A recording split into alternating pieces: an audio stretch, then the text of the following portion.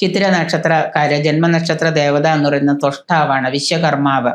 ഓം തൊഷ്ടേ നമ, ഓം വിശ്വകർമ്മണേ നമ എന്ന് ചൊല്ലി നമുക്ക് ഭജിക്കാം. ഓം തൊഷ്ടേ നമ, ഓം വിശ്വകർമ്മണേ നമ. ഇതിൽ ഏത് വേണമെങ്കിലും നിങ്ങൾക്ക് ഭജിക്കാം. നക്ഷത്രാധിപൻ എന്ന് പറയുന്നത് ചൊവ്വയാണ്. ചിത്തിര നക്ഷത്രക്കാരുടെ നക്ഷത്രാധിപൻ ചൊവ്വയാണ്. ഓം ഭൗം ഭൗമായ നമ എന്ന മന്ത്രം നിങ്ങളെ നിത്യവും ഉരുവിടുക, എല്ലാ ദിവസവും ഉരുവിടുക, എല്ലാ കാലവും ഉരുവിടുക. ഓം ഭൗം ഭൗമായ നമ.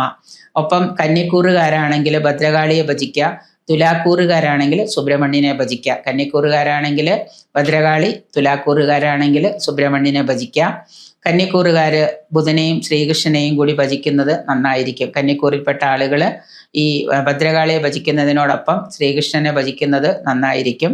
തുലാക്കൂറുകാരാണെങ്കിൽ മുരുകനെ ഭജിക്കുന്നതിനോടൊപ്പം തന്നെ ശുക്രനെയും മഹാലക്ഷ്മിയും കൂടി ഉപാസിക്കാം. ഈ ശുക്രനും മഹാലക്ഷ്മിയും ഭജിക്കുമ്പോൾ നമ്മുടെ ധനത്തിന്റെ സ്രോതസ്സാണ് മഹാലക്ഷ്മിയും ശുക്രനും ഒക്കെ. അപ്പൊ നമുക്ക് ഭോഗസുഖങ്ങളും ലൗകിക സുഖങ്ങളും കുറച്ച് കുറവാണ്, ശുക്രനും മൗഢ്യം ഒക്കെ ഉണ്ടെങ്കിൽ ഇതിന്റെ ഉപാസനയോടുകൂടി ഈ ദേവതയെ ഭജിക്കുന്നതോടുകൂടി അതിനൊക്കെ ഒരുപാട് മാറ്റങ്ങൾ വരും.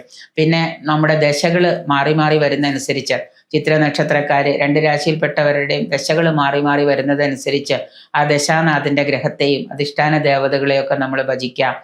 ശിവൻ ചൊവ്വാദശയിൽ മുരുകൻ, കാളി, രാഹു ആണെങ്കിൽ ദുർഗ, നാഗങ്ങള്, വ്യാഴദശയിലാണെങ്കിൽ മഹാവിഷ്ണു, ശനിയാണെങ്കിൽ ശാസ്താവ്, ബുധദശയാണെങ്കിൽ കൃഷ്ണൻ, ശ്രീരാമനാണെങ്കിൽ കേതുവില് ഗണപതി, അതുപോലെ തന്നെ ചാമുണ്ഡി, ഗണപതി, ശുക്രദശയാണെങ്കിൽ മഹാലക്ഷ്മി, ആദിത്യദശയാണെങ്കിൽ ശിവൻ, അതുപോലെ ചന്ദ്രനിലാണെങ്കിൽ രാജരാജേശ്വരി ക്ഷേത്രം. ഇങ്ങനെയൊക്കെ ഉപാസിക്കുന്നതൊക്കെ ഈ പറയുന്ന നക്ഷത്രക്കാർക്ക്, ചിത്തിര നക്ഷത്രക്കാർക്ക് നല്ലതാണ്. അത് എങ്ങനെയാണ്, ഏത് ദശയാണെന്നുള്ളത് നിങ്ങളുടെ ജാതകം നോക്കിയാൽ നിങ്ങൾക്ക് അറിയില്ലെങ്കിൽ അത് നോക്കി കണ്ടുപിടിച്ചിട്ട് ഈ ദേവതകളിൽ തിരഞ്ഞെടുത്ത് ഉപാസിക്കാം.